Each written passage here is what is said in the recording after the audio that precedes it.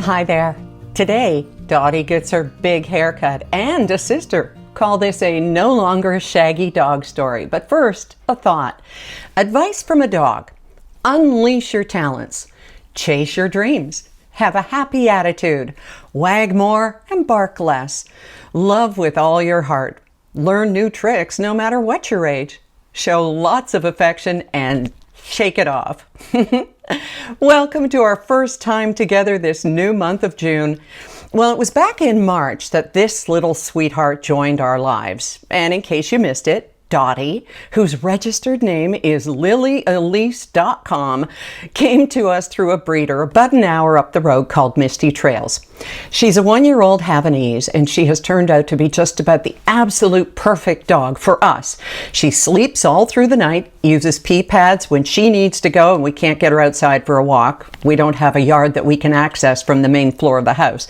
She lets us know when she needs to go. She doesn't bark.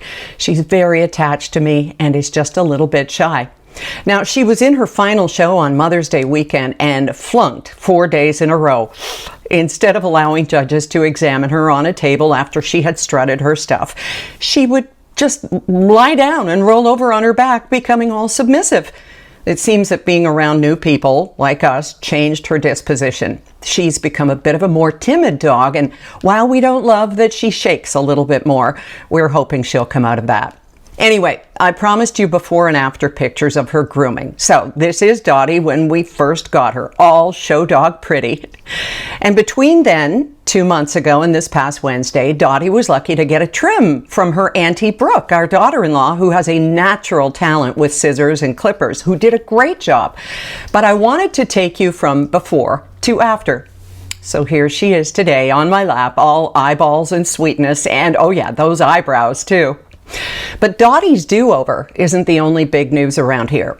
When Rob and I went away for 8 days last month, Dottie made such an impression on the hearts of Brooke, Phil, and our grandkids, Colin and Jane, that they really missed having her around when she came home to us.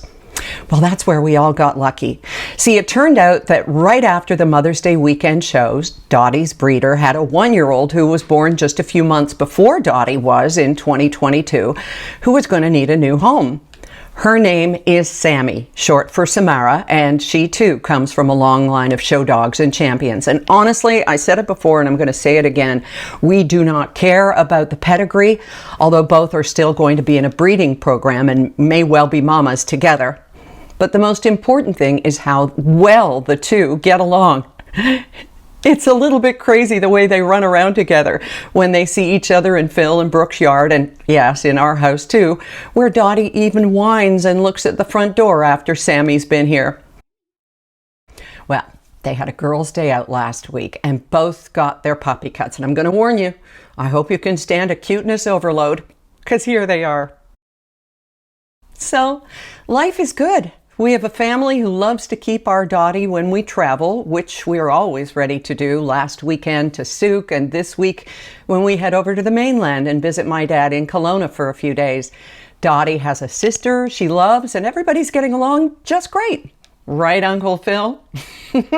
Thank you for coming by, and we're going to talk to you again from the road.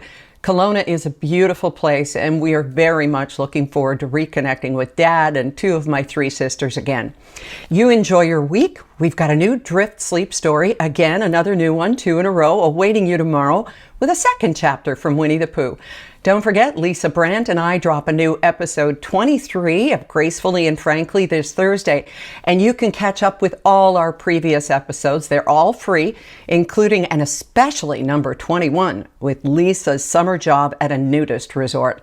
That was an amazing chat, and I do hope I asked all the questions you would have, because I had so many. Bye for now.